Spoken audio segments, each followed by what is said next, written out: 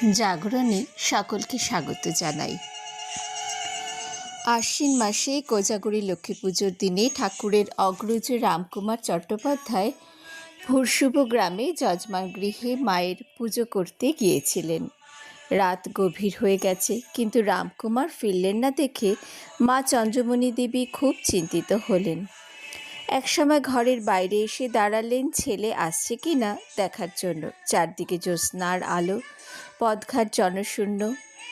দূরে কোনো কোনো বাড়ি থেকে ভেসে আসছে শঙ্খধ্বনি।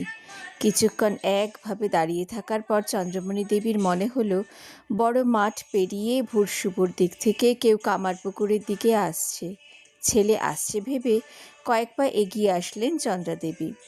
রামকুমারেরই বা কত বয়স তখন, 14-15-র বেশি নয়। আগন্তুক যখন কাছে এগিয়ে আসলেন তখন চন্দ্রাদেবী অবাক হয়ে দেখলেন একজন পরমা সুন্দরী তরুণী আসছেন। গায়ে নানান অলঙ্কার, পরনে বহুমূল্য শাড়ি। মেয়েটির শরীর থেকে আলো ঠিকরে পড়ছে যেন। আকাশের চাঁদ কি মাটিতে নেমে আসলো? চন্দ্রাদেবীর চোখ ধাঁধিয়ে গেল। মেয়েটি হাসি মুখে এগিয়ে এসেছে। চন্দ্রাদেবী জিজ্ঞাসা করলেন, মা, তুমি কোথা থেকে আসছো? ভুরশুভ থেকে। মা ব্যস্ত হয়ে জিজ্ঞাসা করলেন, আমার ছেলে রামকুমারের সাথে কি তোমার দেখা হয়েছিল? সে কি ফিরছে?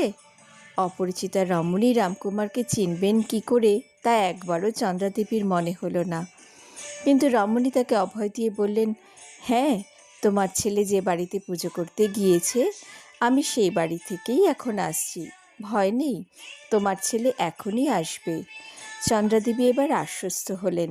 রমণীকে দেখতে লাগলেন ভালো করে। রমণীকে বললেন, মা, তোমার এত অল্প বয়স, এত গয়নাগাটি পরে এত রাতে কোথায় যাচ্ছ? তোমার কানে ও কি গয়না? সেই তরুণী একটু হেসে বললেন, ওটার নাম কুণ্ডল। আমাকে এখন অনেক দূর যেতে হবে। চন্দ্রাদেবী তাকে বিপন্ন ভেবে সস্নেহে বললেন, চলো না, আমাদের ঘরে আজ রাত্রের মতো বিশ্রাম করে কাল যেখানে যাবার যাবে। রমণী বললেন, না মা, আমাকে এখনই যেতে হবে। তোমাদের বাড়ি আমি অন্য সময় আসব। এই কথা বলে তিনি বিদায় গ্রহণ করলেন। চন্দ্রাদেবীর ঘরের পাশেই লাহাবাবুদের অনেকগুলি ধানের মাড়াই ছিল। সেই দিকে চলে গেলেন। সোজা রাস্তা না ধরে লাহাবাবুদের মড়াইয়ের দিকে তাকে যেতে দেখে রমণী পথ ভুল করেছেন ভেবে তাড়াতাড়ি সেই জায়গায় চলে আসলেন চন্দ্রাদেবী।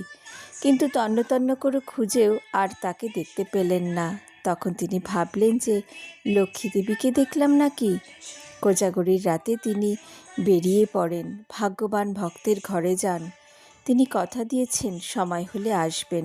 আমরা জানি সেই সময় তখনই পূর্ণ হবে যখন শ্রী মা আসবেন এই বাড়িতে। চন্দ্রাদেবী স্বামী ক্ষুদিরাম চট্টোপাধ্যায়কে সব বলেন।